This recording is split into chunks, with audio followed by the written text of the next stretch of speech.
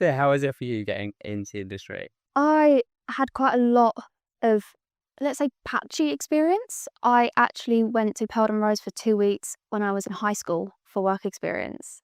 A really kind of random story. I knew someone at a barbecue and they were like, "Hey, I know someone that works here. Your daughter likes," this is my mum as well, "Your daughter likes interior design. Does she want to try it, like, for 2 weeks?" So I was like, "Okay." Me, like, what, 16, going into this place being like, "Wow, this is an office and this is what's going on." And I just love the environment. Like, we're in a completely different building now, we've renovated, but the people there, like, genuinely didn't disregard me. It was like, "I want to show you what we're doing." And at that point, I was like, "Okay, I think I like this industry." So I carried on through school and then I stayed in contact. You know, people say stay in touch. I really did. Oh, good tip there. Yeah. I'm listening. Stay into hatch. And I was like, during uni, and I said, "Oh, can I come back?" And they're like, "Yeah, yeah, why not, between the summers?" And I stayed for 7 weeks and did my whole kind of summer holidays. I absolutely loved it, where I got intro to the landlord team. And then I submitted at uni and I got a LinkedIn message from Kev, who is now my boss. And he was quite simply, "Do you want to work with us? Like, you'd be great to fit with the team." And I was like, "Well, yeah." And I remember getting that message being like, "Oh my God, like, I have a job." And it was, yeah, really cool. But that was through COVID as well. So I studied during COVID. So 2 out of my 3 years were done from home, away from kind of that community. So kind of coming out of COVID and going straight into the working world was a really weird feeling. Yeah, did that cause problems or like you just embrace it more, appreciate it? Yeah, I think you embrace it because you've kind of done the digital side of kind of pitching and you've done all of that online. But it does leave you with a bit of like imposter syndrome of, did I earn my degree because I wasn't in the office space, the kind of studio? So I think coming into it, and I knew I could do it, but in my head I was a bit like, can I do it? Like, I should feel like I should be going back to uni because we're out of COVID now, but I'm 21, into the office space environment and a designer. So it was a really weird kind of first year as a graduate to learn the ropes, and I've like let myself feel like I've got it. Yeah, yeah. Yeah. Oh, that's really, that's a cool story. That's great. Good for your mum getting you in there initially. Yeah, I was gonna say. And you like didn't almost go that traditional route. You kind of like did connect us up and that's nice. But then also it's nice that you kind of got in like to the workspace and like connecting people together when you've like suffered, I don't know, through COVID with not being together. So it's kind of bridging those.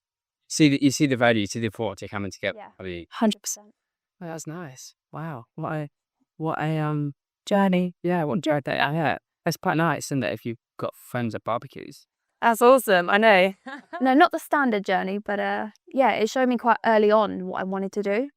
Did you actually know you wanted to study interior design, or did you do it because you were going to Belgium? No, before that, I was doing graphic design, I was doing ICT, so I knew I wanted to do something design led because kind of the academic side was never my strong suit. And then I kind of went to Peldon and it really showed me at that age, there is a career in design. It's not kind of seen as a, "Oh, you're doing design. That's not like a career." This is actually something that is needed in the industry to create workspaces that are people centered and they care about who's in them. And I was like, okay, I can now do design as a career. I went straight back. I was like, straight into college, and I was like, I'm going to do 3D design and I'm going to learn workshop stuff and I'm going to make bits of furniture and keep kind of developing that skill. Went in to do interior design at uni and I was like, yeah, this is what I want to do.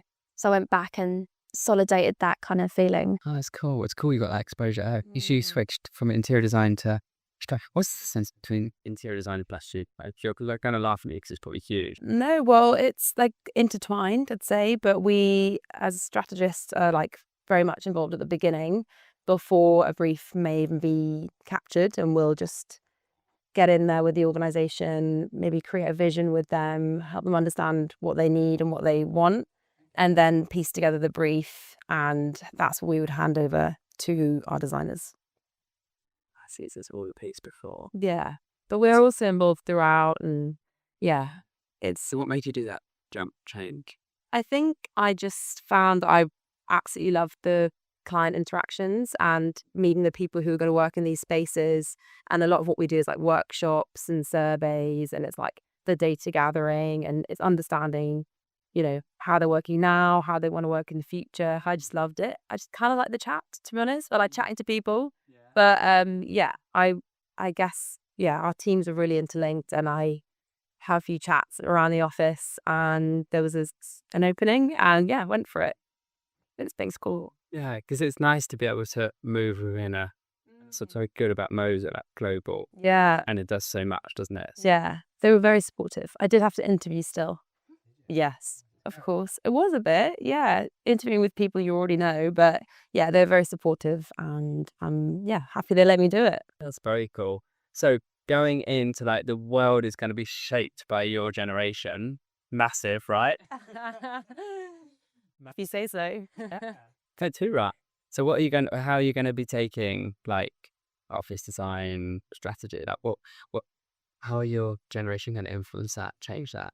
I think so. I've just like speaking to my friends, and not even people in the industry, but like hearing what people are saying and the themes that are coming up. It's like people our age, especially in London, like we're looking to meet people all the time, and it's a hard place to meet people. I think everyone is looking for connection ultimately. Like you see all the run clubs that have been started, and like they're massively popular. And I know I'm now talking about run clubs, and we're meant to be talking about workspace. But I think the theme is like people want to meet people and like get to know them and make connections. So I'm thinking our generation will maybe put pressure on organizations to focus on culture more and like invest in it, and then design spaces that actually encourage, you know, not just interactions, but like deeper connection. So more than the water cooler, I think. That's my take. The water cooler is so It's so lots of years ago, yeah, I isn't it? know. What we now, coffee station. Yeah, but no, that's cool. I do see it though, like people like Gymshark clothing brand, like totally smashing it in terms of community and building that community, definitely, and wider than them as well. Like, Office is more than an office now. It's not a box you fit into. It's something that has to entice you to stay. And I think what you're saying is emotional. It needs to care about who's in it. It's not just walls that you're in for 8 hours a day. It's something that you want to be in, and you feel it looks after you as much as you're putting in the effort. And I think it's that harmony between, yes, it's 4 walls and a desk, but actually there's so much more to it emotionally that you need to feel productive in the day. Yeah. Definitely would agree. and yeah, and outside of work as well, like what you're saying. But how are you in terms of design? How are you implementing that? What does that look like? How will that shape out here? I think we're looking a lot more at kind of how each space can look after not just one person. We're kind of looking at more like neurodiversity brings up a lot of challenges for certain people in aspects, and how we can design a space that can either be easily adaptable for someone that might be overstimulated, or another space for them that caters. So not just kind of a tea point that has one chair. What if I don't want to sit at a big communal table? Like I know at lunch, I want to put my headphones in, maybe not talk to someone for an hour. And it's like designing around that and making sure you have options. I think that's the biggest key of looking after each individual need. Definitely. That is, I don't think any more people are neurodiverse. I just think we know about it. I say the stat of like 20% is, but I was talking to even Kate Sargent about it on the podcast a few weeks ago. She's like, we don't even really know what number is it. It could be 80%. It's just haven't like diagnosed, or we haven't talked about it, so we don't know what to look for in themselves. That might be indicators of a neurodiverse.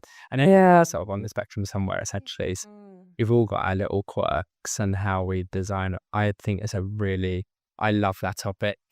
Like it's so massive in terms of the geniuses, aren't they, as well? Like the more I don't know if this is politically correct. The more extreme neurodiverse, or if I like, or autistic spectrum, they're actually the geniuses, aren't they? Yeah. Doing like proper clever stuff. Yeah. Would agree, yeah. So like facilitating for them, helping them be productive. Absolute banger. Yeah. That's nice. So we can change the world. I'm ACK. Morning boost. Yeah. All about communities. About communities. Making friends at work. Yeah. Crazy idea. It's kind of yeah. That kind of go that other cycle, isn't it, where people met and like dated and like started families and everything all through like What was the most popular thing? Was it through families and churches and Yeah, work, and then yeah. it all went online, and now we're coming back to social, aren't we? Yeah, I have been, like, there's a few articles about how people are returning to the office. They're coming off the apps and they're returning to the office to meet people, but hopefully to meet a particular person.